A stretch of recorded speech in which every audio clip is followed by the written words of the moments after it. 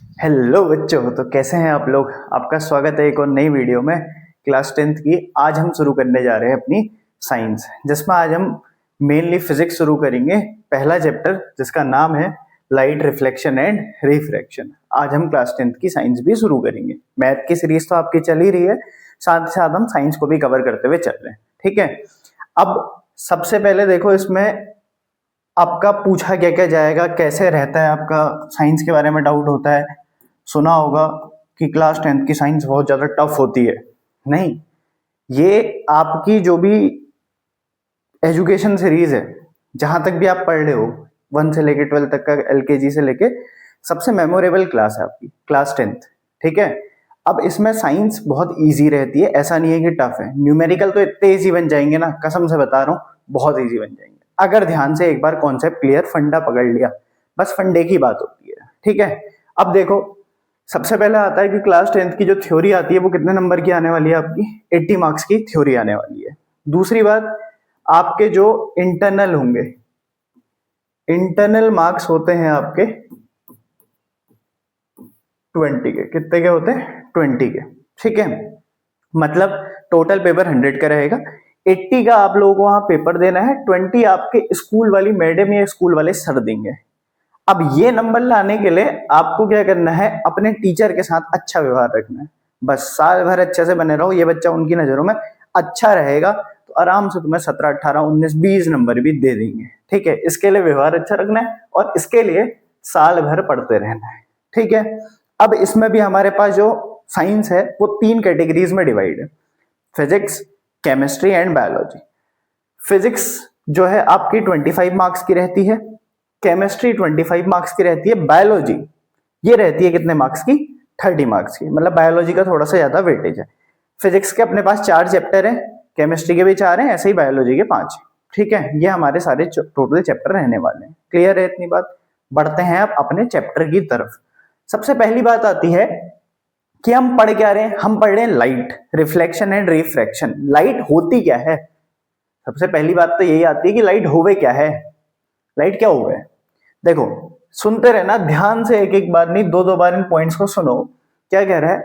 It is a form of energy which gives sensation of vision. जो हमें, ये एक एनर्जी का क्या है? फॉर्म है। जैसे आपने केमिकल एनर्जी सुनी, हीट एनर्जी सुनी, लाइट एनर्जी सुनी, ऐसे ही हम यहाँ पे कौन सी एनर्जी सुन रहे हैं? लाइट एनर्जी को ही सुन रहे हैं। साउंड एनर्जी सुने, हमारे कानों में साउंड आती है।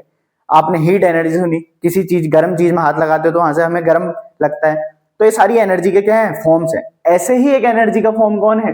लाइट। ठीक है, लाइट एक एनर्जी का क्या होता है? फॉर्म होता है। ये क्या करता है? Which gives sensation of vision, जो हमें देखने में मदद करता है। हमें कोई चीज को दिखवाने में क्या करता है? मदद करता है। हमारी आंखों में कुछ ऐसा सेंसेशन प्रोड्यूस करता है जिसकी मदद से हम सामने वाले को देख पाते हैं। जैसे कि तुम मेरे को देख पा रहे हो। ठीक है, मेरे को देख पा रहे हो तो तुम्हारी आंखों में लाइट ने क्या करा? एक विजन दिया सेंसेशन का, जिससे तुम मेरे को देख पा रहे हो। ठीक है, सेकंड पॉइंट। अब दूसरी बात आती है कि भाई लाइट एक एनर्जी का क्या है? फॉर्म है। अगर एनर्जी का फॉर्म है तो ये कौन सा नेचर दिखाती है? तो इसका नेचर कैसा होता होगा? अच्छा है बुरा है वाला नेचर नहीं। देखो, 2 टाइप के नेचर होते हैं। एक नेचर होता है पार्टिकल नेचर और एक नेचर होता है वेव नेचर। तो ये कौन सा नेचर दिखाती है? ये पार्टिकल नेचर दिखाती है या वेव नेचर दिखाती है? अब इसका जवाब ये है कि एक ऐसा नेचर दिखाती है, ड्यूअल बिहेवियर दिखाती है, ड्यूअल नेचर दिखाती है। मतलब ये पार्टिकल नेचर भी दिखाएगी as well as wave nature भी दिखाएगी। बट हमने जो क्लास 10th के अंदर पढ़ना है, हमारा जो फोकस रहेगा वो रहेगा पार्टिकल नेचर के ऊपर। जो आपके सिलेबस में बात है, हम केवल पार्टिकल नेचर की करने वाले हैं। कौन से नेचर की? पार्टिकल नेचर की। वेव नेचर आएगा आपका क्लास 12th के अंदर, वहां इस पे ज्यादा कॉन्सेप्ट रहेंगे, वहां ज्यादा इस पे आपका फोकस रहना। अभी जो हमने पढ़ना है, हमारे जो सिलेबस में है, इन आवर सिलेबस, वो कौन सा है? पार्टिकल नेचर है। अब दूसरी बात ये आती है, क्या तुम में से किसी को पता है कि लाइट के पार्टिकल को कहा क्या जाता है? भाई कुछ ना कुछ नाम होगा, इसका पार्टिकल नेचर है तो कुछ ना कुछ नाम होगा। जैसे तुम्हारा कुछ नाम है, ऐसे ही लाइट के पार्टिकल का क्या नाम होता है? एनीबॉडी? किसी को पता है तो लिख के बताओ, नहीं पता तो सुनो, इसको क्या कहते हैं? इसको कहते हैं फोटोन।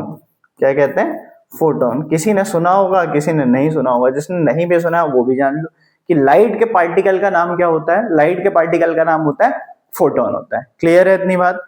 लाइट कैसा नेचर दिखाती है? ड्यूअल नेचर दिखाती है, मतलब ये पार्टिकल की तरह भी बिहेव करती है और वेव की तरह भी बिहेव करती है। वेव समझते हो ना, रास्ते में आने वाली डिस्टरबेंस, वेव सुना है, उस पर हमारा फोकस नहीं है। और लाइट के पार्टिकल को नाम क्या दिया गया है? लाइट के पार्टिकल का नाम होता है फोटोन। दूसरी बात, it is a non mechanical transverse wave. ये कैसी वेव है? Non mechanical transverse. क्या तुम लोगों ने पहले भी ये कहीं शब्द सुने हैं? नॉन मैकेनिकल, ट्रांसवर्स, लॉन्गिट्यूडिशनल, ये सारे वर्ड कहीं ना कहीं सुने हैं। मैकेनिकल क्लास 9th में चैप्टर साउंड याद करो, पढ़ा होगा, 100% पढ़ा होगा। जिसको याद नहीं आ रहा है, नॉन मैकेनिकल का मतलब किसी को याद है तो बताओ। नॉन मैकेनिकल का मतलब होता था ऐसा मीडियम या ऐसी वेव जिनको मीडियम से कोई फर्क नहीं पड़ता। मतलब ये मीडियम से कैसी होती हैं? इंडिपेंडेंट होती हैं। नॉन मैकेनिकल का मतलब जिनको मीडियम से कोई भी फर्क नहीं पड़ता, ये कहीं भी आ जाएगी, ठीक है, इसको मीडियम की कोई जरूरत नहीं होती। ये वैक्यूम में भी आएगी, वैक्यूम से आ रही है, एयर में भी आएगी, हर जगह आएगी। दूसरी बात, ये कैसी वेव है? ट्रांसवर्स वेव है। भाई ये मैंने क्या बोला, अब यहाँ वेव की बात क्यों आ रही है? क्योंकि ये कैसा नेचर दिखाती है? ये दिखाती है ड्यूअल बिहेवियर। मतलब पार्टिकल नेचर तो दिखा ही रही है, छोटे छोटे कणों से मिलकर तो बनी है, बट ये वेव नेचर भी दिखा रही है, इसलिए ये नॉन मैकेनिकल तो है ही, साथ ही साथ कैसी है? Transverse wave. ट्रांसवर्स वेव का मतलब जो ऐसे ऊपर नीचे चले। अगर ये डायग्राम याद आ रहा हो, ये ऐसे करके चले। एक होता था लॉन्गिट्यूडिशनल, जो बिल्कुल सीधे चले, स्ट्रेट लाइन, वो थी साउंड, ये वो नहीं है, ठीक है। तो इसका मतलब क्या होता है? नॉन मैकेनिकल मतलब इसको मीडियम से कोई फर्क नहीं पड़ता, ये कहीं भी चल लेगी। ट्रांसवर्स मतलब वेव के फॉर्म में ऊपर नीचे चलते रहेगी, वेव के परपेंडिकुलर इसका मोशन होता है, ये है इसकी बात, ठीक है। That is why it travels in vacuum. इसी कारण से देखो, इसको मीडियम से ही कोई फर्क नहीं पड़ता है, तो ये कहां भी चल लेती है, ये वैक्यूम में भी आसानी से चल लेती है, इसको कहा गया है। समझ में आ गई इतनी बात? बढ़े आगे, दोबारा रिपीट कर दे रहा हूं, ये एक लाइट क्या है? एनर्जी का फॉर्म है, ठीक है, इतनी बात। दूसरी बात, कैसा बिहेवियर दिखाती है? ड्यूअल बिहेवियर दिखाती है। दिखाती है कि नहीं दिखाती है? दूसरी बात, ड्यूअल बिहेवियर का मतलब पार्टिकल नेचर भी और वेव नेचर भी। तीसरी बात, ये नॉन मैकेनिकल, साथ ही साथ कैसी वेव है? ट्रांसवर्स वेव है। नॉन मैकेनिकल मतलब जिसको मीडियम से कोई भी फर्क नहीं पड़ेगा, मीडियम से इंडिपेंडेंट होगी। ट्रांसवर्स मतलब जो वेव की डायरेक्शन के परपेंडिकुलर हो, मतलब ऊपर नीचे इस तरीके से चले। 3 पॉइंट हमेशा ध्यान रखना, ठीक है। बढ़ते हैं आगे। अब देखो आगे, प्रॉपर्टीज ऑफ लाइट। अब आता है कि लाइट की क्या क्या प्रॉपर्टी है, लाइट के क्या क्या गुण है। प्रॉपर्टी का मतलब उसके क्या क्या गुण है, वो उसके क्या क्या कैरेक्टरिस्टिक है, वो हमने यहाँ पे देखने हैं। तो क्या क्या कैरेक्टरिस्टिक है वो हम यहाँ पे देखते हुए चलेंगे। देखो, light has the property of a particle. अभी बोला लाइट किससे मिलकर बनी है भाई? लाइट में क्या है? छोटे छोटे पार्टिकल हैं। These particles are of light are called photon. In particles को क्या कहते हैं? कह रहा है फोटोन कहते हैं। क्या कहते हैं? इन पार्टिकल्स को फोटोन कहते हैं। लाइट के पार्टिकल का नाम फोटोन। दूसरी बात, bright light has many particle while dark light has fewer particle. इसको ऐसे समझो, देखो जितने ज्यादा पार्टिकल मतलब उतनी ज्यादा लाइट क्या होगी? ब्राइट होगी। जितने कम पार्टिकल, लाइट कैसी होगी? डार्क होगी। जैसे रिंग लाइट है, मान लो मेरे पास ये लाइट है, मेरे पास ये क्या है? लाइट है, इससे लाइट निकल के आ रही है, मेरे फेस पर आ रही है, बट इसमें पार्टिकल कम होते हैं एज कंपेयर। अगर मैं यहाँ पे कोई बड़ी सी लाइट ले लूं, उससे कम है इसमें, तो ये कैसी लाइट हुई? डार्क लाइट हुई। डार्क लाइट मतलब इसमें कैसे पार्टिकल है? फ्यू पार्टिकल है, कम से कम पार्टिकल। इसके ही कंपैरिजन में थोड़ी बड़ी लाइट ले लूं, तो उससे ज्यादा पार्टिकल मेरे मुंह में गिर रहे हैं, तो वो लाइट कैसी होगी? बिल्कुल ब्राइट लाइट होगी। क्लियर है फंडा? बस यही कहता है फंडा, ठीक है, इतनी बात। अब आगे, light travels at a speed of about, ये बिल्कुल ध्यान रखना, 30 करोड़, 7 करोड़ नहीं, 7 करोड़ बोलता है ना वो वाले नहीं, अमिताभ बच्चन वाला। कितने करोड़? 30 करोड़ मीटर पर सेकेंड, ठीक है। लाइट की जो स्पीड होती है ट्रेवल करने की, वो कितनी होती है? अब देखो, स्पीड को यहाँ किससे डिनोट कर देते हैं? सी से। जैसे वहां डिस्प्लेसमेंट को क्लास 9th में एस से, मोशन नाम का चैप्टर पढ़ा था ना, वेलोसिटी को वी से, एक्सेलरेशन को ए से, ऐसे ही यहाँ मजे मजे में लाइट की स्पीड को सी से डिनोट करते हैं। कितनी होती है? 7 करोड़ नहीं, 30 करोड़, मतलब 3 इंटू 10⁸ मीटर पर सेकेंड। ये होती है लाइट की अपने पास क्या, स्पीड। इसको बिल्कुल याद रख लेना, बहुत काम आएगा, ठीक है। तो लाइट की स्पीड कितनी होती है, 30 करोड़ मीटर पर सेकेंड, या फिर 3 इंटू 10⁸ मीटर पर सेकेंड।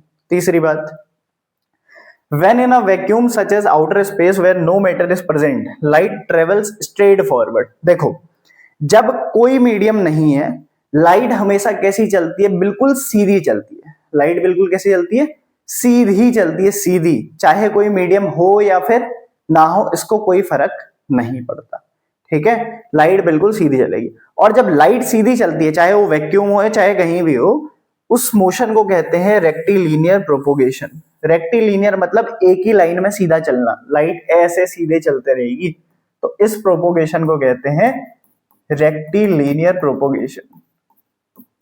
कौन सा प्रोपोगेशन है, रेक्टिलिनियर प्रोपोगेशन, ठीक हो गया। अब तीसरी बात, several photons in a single line constitute a light रे।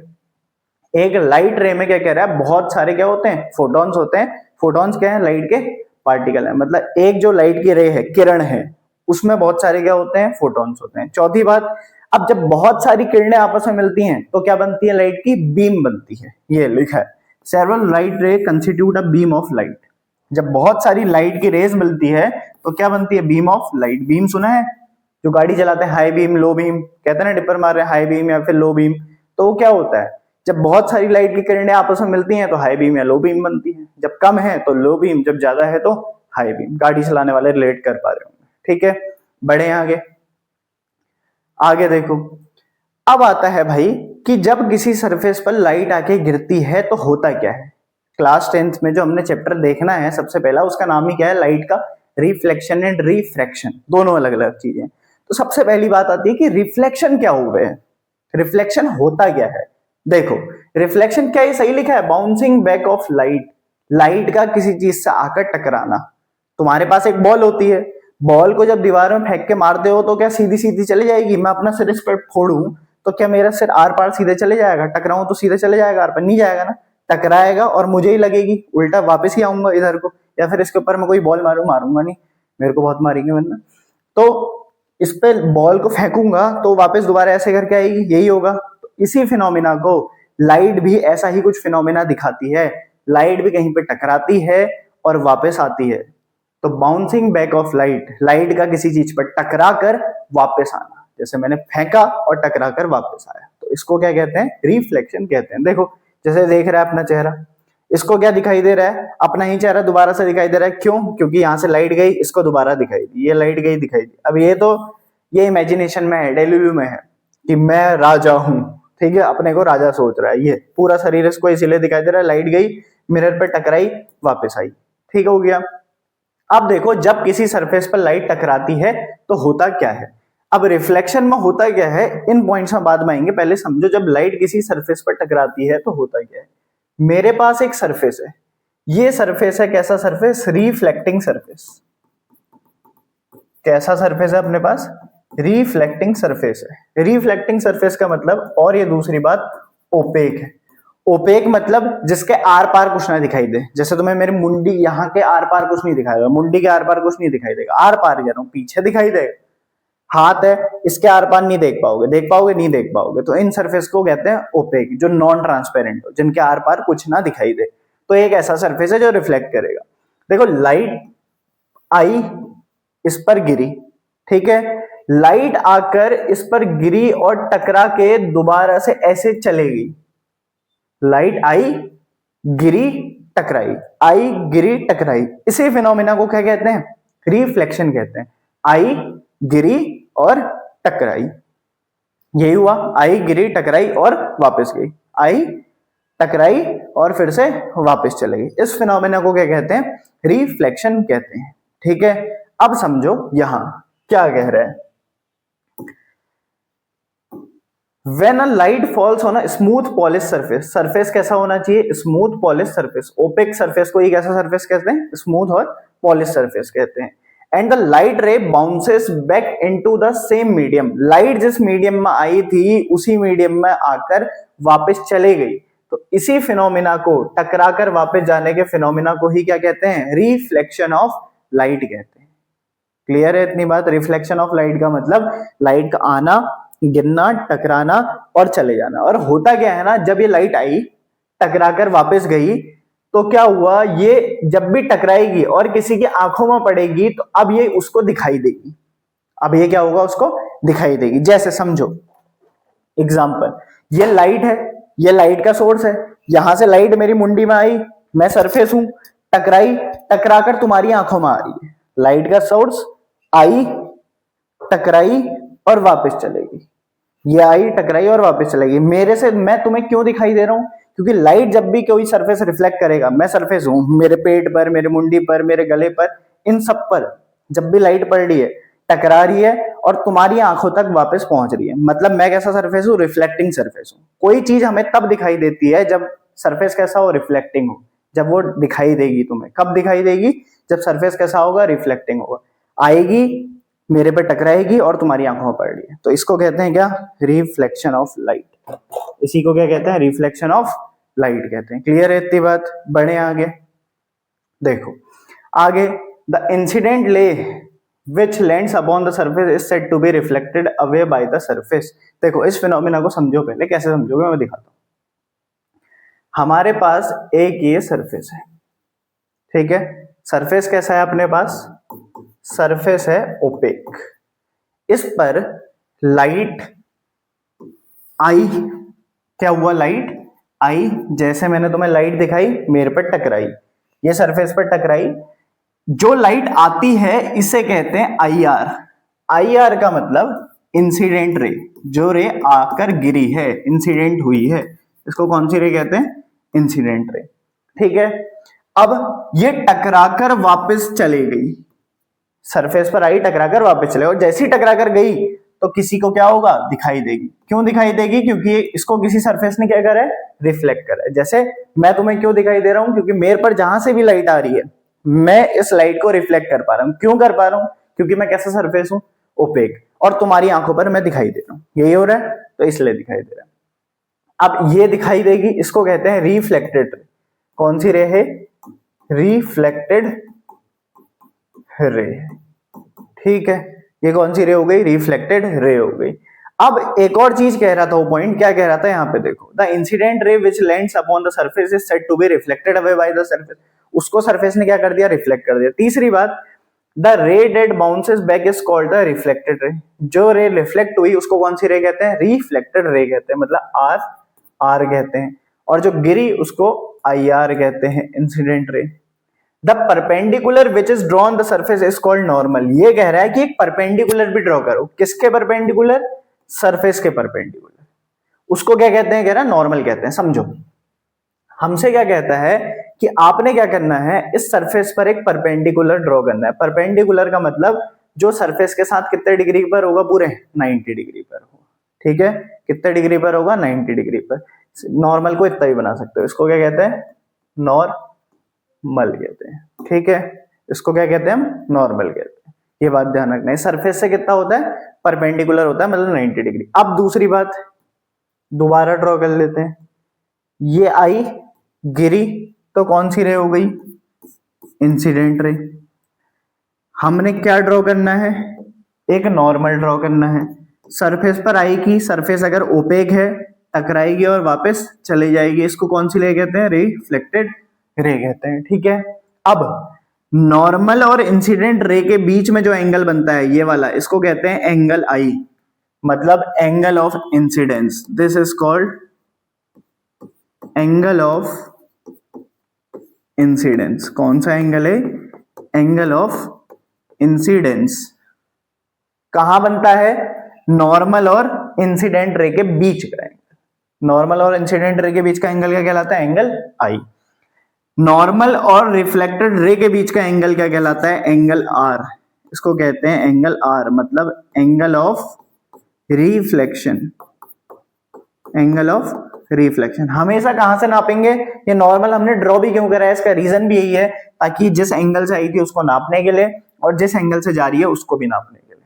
और ये एंगल नापते कैसे हैं? नॉर्मल और इंसिडेंट रे के बीच का एंगल है तो इंसिडेंट एंगल, और रिफ्लेक्टेड रे और नॉर्मल के बीच का एंगल है तो एंगल ऑफ रिफ्लेक्शन। क्लियर है इतनी बात? बस इसी फिनोमिना को क्या कहते हैं?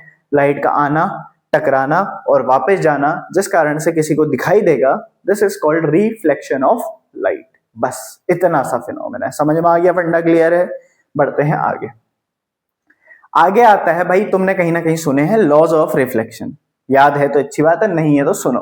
लॉज ऑफ रिफ्लेक्शन क्या कहता है? पहला पॉइंट कहता है the incident ray, the reflected ray and normal all lie on the same plane. तीनों के तीनों एक ही प्लेन पर लाई करते हैं। जैसे मेरे पास एक सरफेस है, ये एक सरफेस है, ये इमेजिनरी सरफेस है नहीं, ये है मेरा हाथ है, ये एक सरफेस है जिस पर आ रही है सरफेस नंबर 1, ये है सरफेस नंबर 2।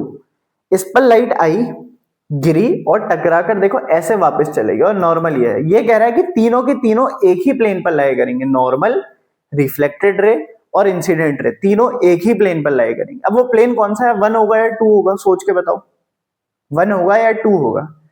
तीनों हैं कहां पर, रह कहां पे रहे? देखो ये जो लाइट आई यहां से आई ना, इस वाले सरफेस से आई ना, तो यहां है। नॉर्मल भी तो यहीं ड्रॉ करा गया। किस पर गिरे? हम क्या देख रहे थे कि किस पर लाइट गिरी, वो नहीं देखना है हमें, कौन से सर हैं, किस पर हैं, किस पर पड़े हुए हैं। देखो लाइट आई, ये नॉर्मल, ये रिफ्लेक्टेड रे, इस पर तो गिरी है ना, इससे हमें मतलब नहीं है। हमें इससे मतलब है कि तीनों रह कहां पर रहे, रह कहां पर रहे? प्लेन नंबर 2 पर रहे। क्लियर है इतनी बात? ये बात ध्यान रखना बस। तो तीनों के तीनों लॉ ध्यान रखना, क्या कहता है कि तीनों के तीनों एक ही प्लेन पर लाई करते हैं। कौन कौन?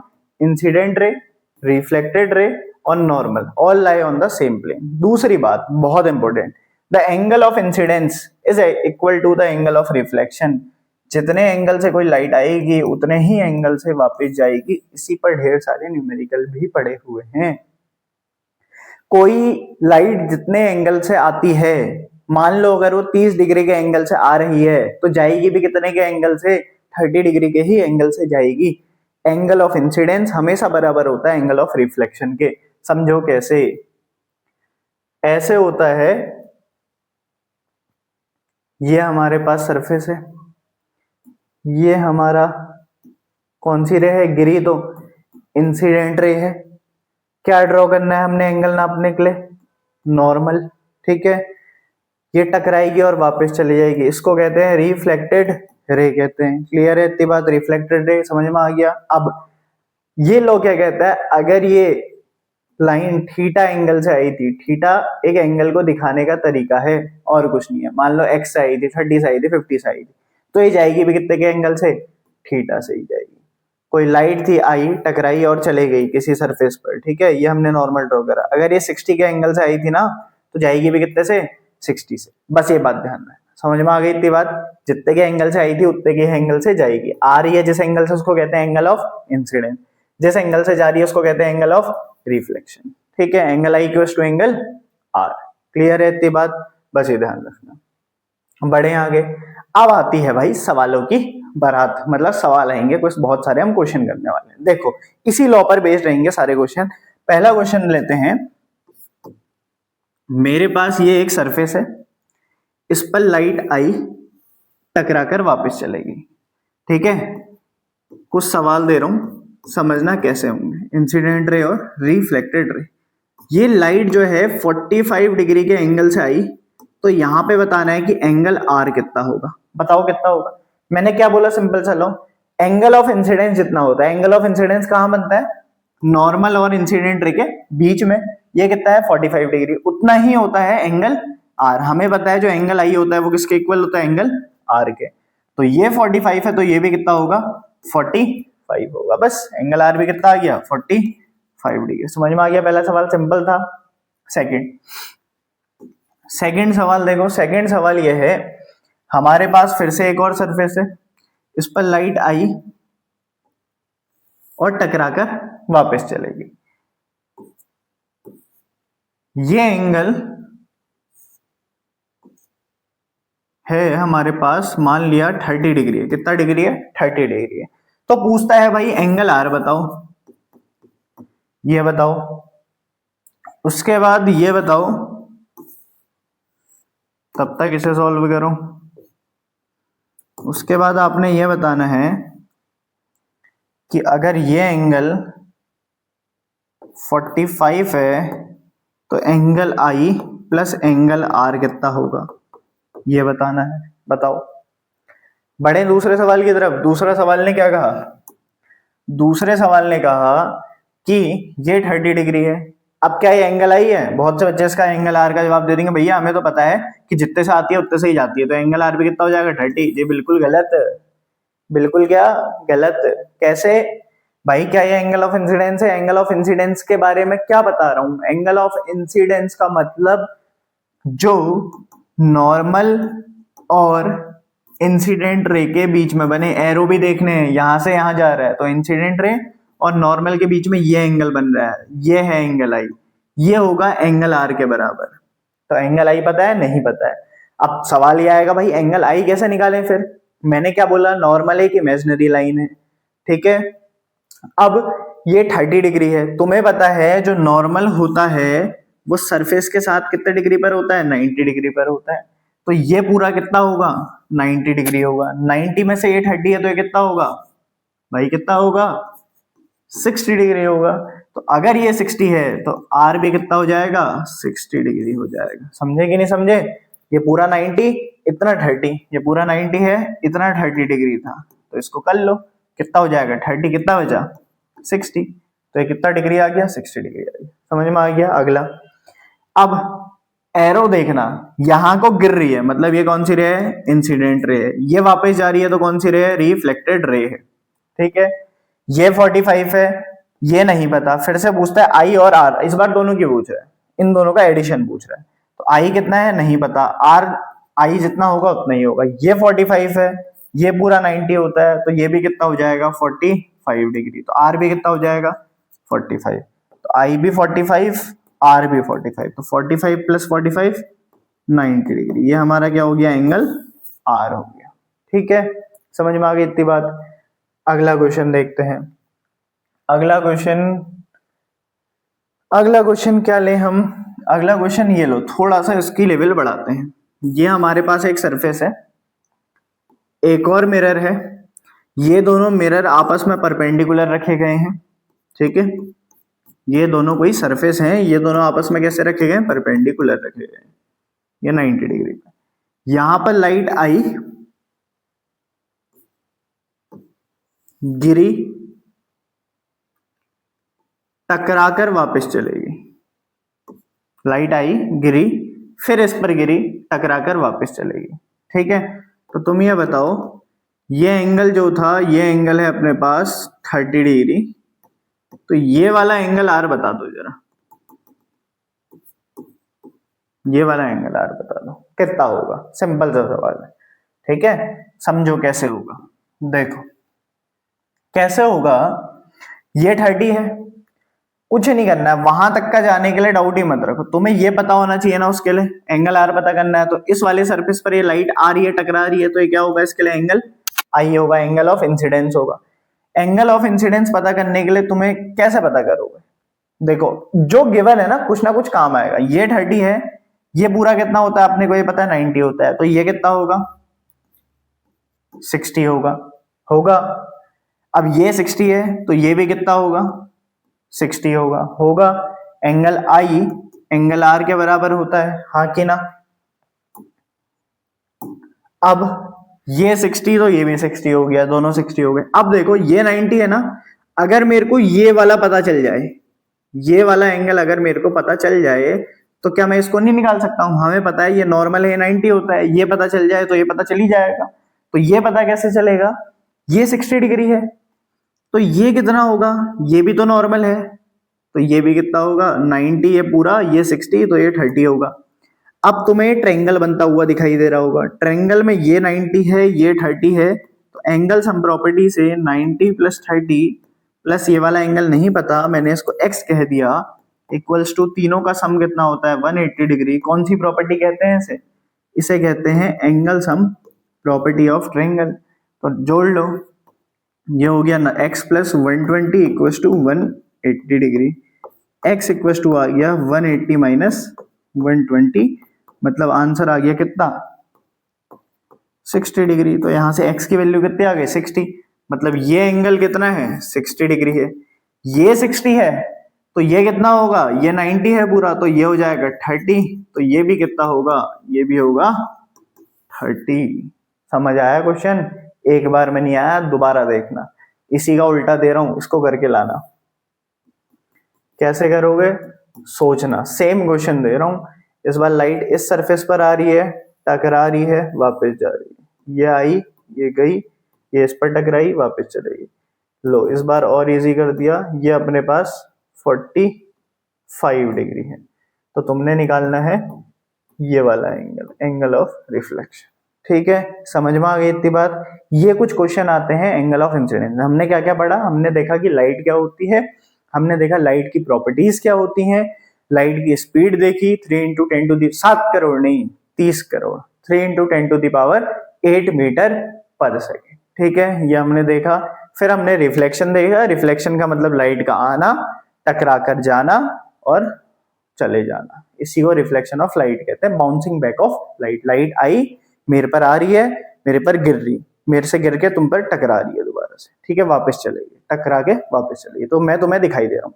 कोई इंसान कब दिखाई देगा, कोई भी चीज तुम्हें कब दिखाई देगी, जब वो सरफेस क्या कर पाएगा, उसको रिफ्लेक्ट कर पाएगा। वो चीज उसको क्या करनी चाहिए, रिफ्लेक्ट करनी चाहिए। मैं क्यों दिखाई दे रहा हूँ, क्योंकि मैं लाइट को रिफ्लेक्ट कर पा रहा हूँ। अगर मैं लाइट, क्या भूत प्रेत दिखाई देते हैं, जिस दिन भूत दिखाई देने लग गया ना, उस दिन पढ़ नहीं पाओगे। यही होगा, भूत नहीं दिखाई देते। क्यों, क्योंकि वो लाइट को क्या नहीं कर पाते, रिफ्लेक्ट नहीं कर पाते। बस सिंपल सा फंडा ही है।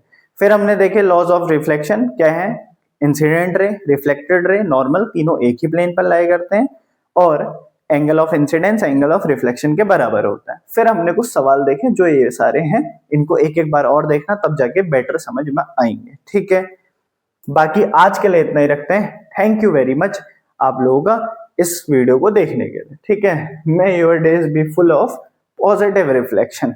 फिजिक्स का ही कुछ कोट है कि आपका डे पॉजिटिव रिफ्लेक्शन की तरह रहे। ठीक है, जैसा करो वैसा ही मिले। देखो छोटी सी लाइफ है, इसमें टेंशन नहीं लेने का, नंबर कैसे आएंगे, कैसे होगा, ज्यादा नंबर आ गए तो क्या होगा, कम नंबर आ गए तो क्या होगा। छोटी सी लाइफ है, मजे के साथ जियो, बट मेहनत करो, अपने लिए पॉजिटिव रहो। बस छोटी सी लाइफ है, टेंशन नहीं लेने का। ठीक है, बाकी thank you so much, bye bye.